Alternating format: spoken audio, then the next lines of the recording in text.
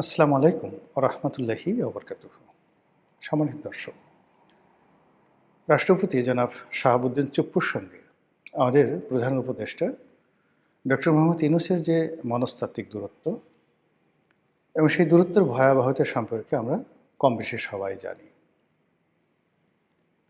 তাদের মধ্যে কি হয়েছে সেটা আমরা জানি না। আপাত দৃষ্টিতে আমরা যেটা দেখলাম সেটা হলো যে জুলাই আগস্ট গণঅভ্যুত্থানের পর যখন ডক্টর মোহাম্মদ ইউনূস সরকারের অভিষেক হলো, সেক্ষেত্রে শাহাবুদ্দিন চুপ্পু তিনি সরকারের অনুগত রাষ্ট্রপতি রূপে তিনি সকলের শপথ বাক্য পাঠ করালেন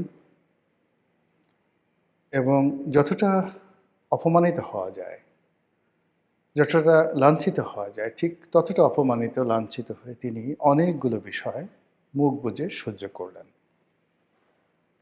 বিভিন্ন দূতাবাস থেকে তার ছবি সরিয়ে ফেলা হলো, তাকে বঙ্গভবন থেকে বের করার জন্য মবের সৃষ্টি করা হলো, অকথ্য অশ্লীল অশ্রাব্য ভাষায় তাকে গালাগাল দেওয়া হলো এবং তিনি চুপ থাকলেন।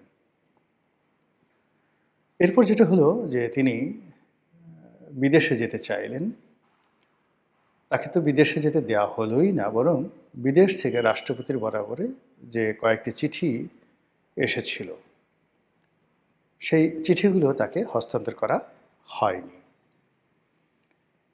তার প্রেস এবং মিডিয়া দেখার জন্য বাংলাদেশের যে রাষ্ট্রীয় কালচার আছে, সেই কালচার অনুযায়ী সেই যে কোনো ঘটনা, অর্থাৎ একজন রাষ্ট্রদূত যাবেন, তার নিকট দেখা করবেন, বঙ্গভবনে যারা যাবেন, সেই বিষয়গুলো সংবাদ মাধ্যমে জানানোর জন্য রাষ্ট্রপতির একটা প্রেস উইংস ছিল।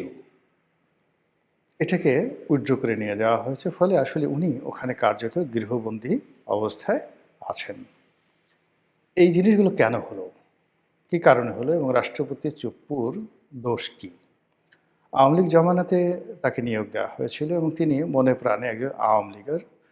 শেখ হাসিনার প্রতি তার আনুগত্য সীমাহীন। তো এটা তো সবাই জানে।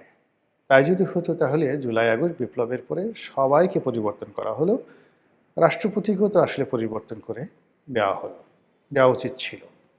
কিন্তু সেটা যখন করা হলো না, সেক্ষেত্রে রাষ্ট্রপতিকে যদি আপনি পদে রাখেন, তাহলে ব্যক্তি জনাব শাহাবুদ্দিন চুপ্পু নয়, রাষ্ট্রপতি, গণপ্রজাতন্ত্রী বাংলাদেশ সরকারের রাষ্ট্রপতির যে প্রাপ্য সম্মান এবং মর্যাদা, এটা দিতে জাতি হিসেবে যদি আমরা কার্পণ্য করি, তাহলে আমাদের পুরো শাসনতান্ত্রিক ব্যবস্থাতে যে বদনজির তৈরি হলো, এটি আগামীতে চলতে থাকবে। সেই কাজটি ডক্টর মোহাম্মদ ইউনূসের জামানাতে প্রবলভাবে হলো। রাষ্ট্রীয় যখন প্রোটোকল প্রদর্শন করা হয়, সেখানে রাষ্ট্রপতি ১ নম্বর ব্যক্তি। তিনি মঞ্চে উঠবেন, বাকি সবাই থাকবেন। এবং এখন যদি প্রধান উপদেষ্টা বলা হয়, তাহলে এটার অন্তর্নিহিত সত্য কী? প্রধান উপদেষ্টা মানে রাষ্ট্রপতিকে যিনি উপদেশ প্রদান করবেন। তো রাষ্ট্রপতিকে যিনি উপদেশ প্রদান করবেন, উপদেষ্টা, তিনি তো আসলে রাষ্ট্রপতির চেয়ে বড় হন না।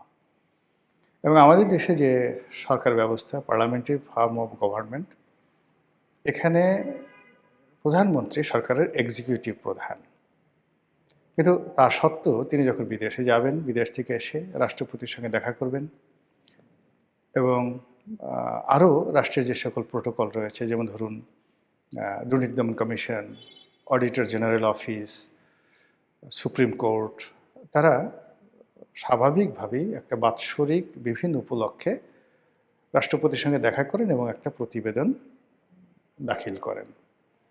তো এই কাজগুলো ছাড়াও রাষ্ট্রপতি পদাধিকার বলে বাংলাদেশের সকল বিশ্ববিদ্যালয়গুলোর চ্যান্সেলর। ফলে সেই সকল বিশ্ববিদ্যালয়ের যে সমাবর্তন অনুষ্ঠান, সেখানে তাকে দাওয়াত করা হয় এবং তিনি নিজে যান, অথবা সমাবর্তনে কে অতিথি হবেন সেটা অনেক ক্ষেত্রে তিনি বলে দেন, অথবা তিনি অপারগতা প্রকাশ করলে বিশ্ববিদ্যালয়ের যে সিন্ডিকেট রয়েছে তারা অন্য কাউকে প্রধান অতিথি হিসেবে সেখানে বরণ করে নেন। কিন্তু এখানে প্রথম অগ্রাধিকার হলো রাষ্ট্রপতির। আমাদের দেশে গত ১৫ মাসে এই যে রাষ্ট্রপতির যে ইনহ্যারেন্ট পাওয়ার, বিশ্ববিদ্যালয়গুলোতে গিয়ে তিনি সমাবর্তন অনুষ্ঠানে বক্তৃতা দিবেন, সেটি হয়নি। দ্বিতীয়ত হলো যে সামরিক বাহিনীর অনেকগুলো অনুষ্ঠান থাকে, সেই অনুষ্ঠানের কিছু অনুষ্ঠানের নামই আছে রাষ্ট্রপতির কুচকাওয়াজ অনুষ্ঠান। তো যেখানে রাষ্ট্রপতির কুচকাওয়াজ অনুষ্ঠান হবে সেখানে রাষ্ট্রপতি প্রধান অতিথি থাকবেন, তিনি উপস্থিত হবেন, এটাই স্বাভাবিক। এ সকল অনুষ্ঠানে রাষ্ট্রপতিকে যেতে দেওয়া হয়নি, বাধা তৈরি করা হয়েছে। আমাদের দেশে প্রতি বছর 16ই ডিসেম্বর তারিখে যে ন্যাশনাল প্যারেড গ্রাউন্ডে সকল বাহিনীগুলোর প্যারেড প্রদর্শন করা হয়, সেখানেও রাষ্ট্রপতি প্রধান অতিথি থাকেন, তিনি সালাম গ্রহণ করেন। গত 2 বছরে সেটি করা হয়নি। সবাই ধরে নিয়েছেন যে ডক্টর মোহাম্মদ ইউনূস তিনি রাষ্ট্রপতির এই কর্তৃত্ব মানতে চান না। ইউনূস সাহেব মঞ্চে বসে থাকবেন বা মঞ্চে উঠতে পারবেন না, তিনি দর্শক সারিতে বসে থাকবেন আর মঞ্চে দাঁড়িয়ে সালাম গ্রহণ করবেন রাষ্ট্রপতি। এটা দেখতে ডক্টর মোহাম্মদ ইউনূসের জন্য ভীষণ রকম বিরক্তিকর। ফলে এই জিনিসগুলো হয়নি। আর আমরা ধরে নিয়েছি যেহেতু এটা একটা ডক্টর ইউনূসের জমানা, আগে যেভাবে শেখ হাসিনার কথা মতো সব কিছু হতো, এখন ডক্টর মোহাম্মদ ইউনূসের কথা মতো সব কিছু হবে, এটাই স্বাভাবিক। কাজেই ডক্টর মোহাম্মদ ইউনূস যতদিন ক্ষমতায় আছেন ততদিন জনাব শাহাবুদ্দিন চুপ্পু তাকে বঙ্গভবনে চুপচাপ থাকতে হবে এবং যত অপমান, লাঞ্ছনা, গঞ্জনা যা কিছু রয়েছে সেটা হাসি মুখে মেনে নিতে হবে এবং সরকারের পক্ষ থেকে যে সকল কাগজ যাবে, পত্র যাবে, দলিল যাবে, দস্তাবেজ যাবে, তিনি কোনো রকম প্রশ্ন না করে সেগুলো দস্তখত করে দিবেন। এটা যখন স্বাভাবিক, ঠিক সেই সময়টাতে আমরা দেখলাম যে বঙ্গভবনের সানাই নহবত আবার বেজে উঠল। বঙ্গভবনের যে আলোক উজ্জ্বল যে বর্ণচ্ছটা, সেটা আবার নতুনভাবে যাকে বলা হয় সারা বাংলাদেশে আভা বিতরণ করল। আর সেই ঘটনাটা ঘটল বাংলাদেশের নতুন প্রধান বিচারপতি তার অভিষেক বা শপথ গ্রহণ অনুষ্ঠানকে উপলক্ষ করে। আপনারা জানেন যে আমাদের দেশের প্রধান বিচারপতি অত্যন্ত গুরুত্বপূর্ণ ব্যক্তি। আর এইবার যিনি প্রধান বিচারপতি হয়েছেন তিনি আরও অনেক কারণে গুরুত্বপূর্ণ। তার একটা বর্ণাঢ্য ক্যারিয়ার আছে এবং তার বাবা বাংলাদেশের খুব নামকরা একজন বিচারপতি ছিলেন, জাস্টিস আব্দুর রহমান চৌধুরী। আমার সৌভাগ্য হয়েছিল তার সঙ্গে অনেক দিন একত্রে কাজ করার। আমাদের একটা সাংস্কৃতিক সংগঠন আছে, মানে আমি আগে খুব অ্যাক্টিভ ছিলাম, এখন অতটা অ্যাক্টিভ নেই, কিন্তু যখন আমি কলেজে পড়তাম তখন সেই সংগঠনটির সঙ্গে আমি খুব যাকে বলা হয় ওতপ্রোতভাবে জড়িত ছিলাম বিশ্ববিদ্যালয় জীবন পর্যন্ত, টানা 6-7 বছর। সেই সংগঠনটির নাম হলো তমুদ্দুন মজলিস। তো জাস্টিস আব্দুর রহমান চৌধুরী তিনি এই তমুদ্দুন মজলিসের একজন মেন্টর ছিলেন। আর তিনি যখন ছাত্র ছিলেন তখন সেই 50-এর দশকে প্রিন্সিপাল আবুল কাসেমের জমানাতে তিনি আমারই মতো একজন কর্মী ছিলেন তমুদ্দুন মজলিসের, এবং সেই কথা বলে তিনি গর্ব অনুভব করতেন। তো তার আছে বর্ণাঢ্য রাজনৈতিক অভিজ্ঞতা, মানে বর্তমান যিনি প্রধান বিচারপতি তার বাবার আব্দুর রহমান চৌধুরীর বর্ণাঢ্য রাজনৈতিক অভিজ্ঞতা। তিনি আইনজীবী হিসেবে খুবই প্রমিনেন্ট ছিলেন, বিচারপতি রূপে খুবই প্রমিনেন্ট ছিলেন, এবং সবচেয়ে বড় কথা হলো তিনি একজন ভাষা সৈনিক ছিলেন। 52 ভাষা আন্দোলনের একজন অগ্রগামী নেতা ছিলেন এবং ওই সময়টাতে সম্ভবত তিনি ডাকসুরও নেতা ছিলেন। খুব উঁচু বংশের লোক, গায়ের রং, চেহারা সুরত দেখলেই আপনার কাছে মনে হবে যে এরা আমাদের মতো অর্ডিনারি বাঙালি নন। তো সেই ভদ্রলোকের সন্তান এখন বাংলাদেশের প্রধান বিচারপতির ছেলে বিচারপতি। তো সেই দিক থেকে এই যে তার যে উচ্চ আদালতে তার যে অভিষেক, এটা দ্বিতীয় প্রজন্ম।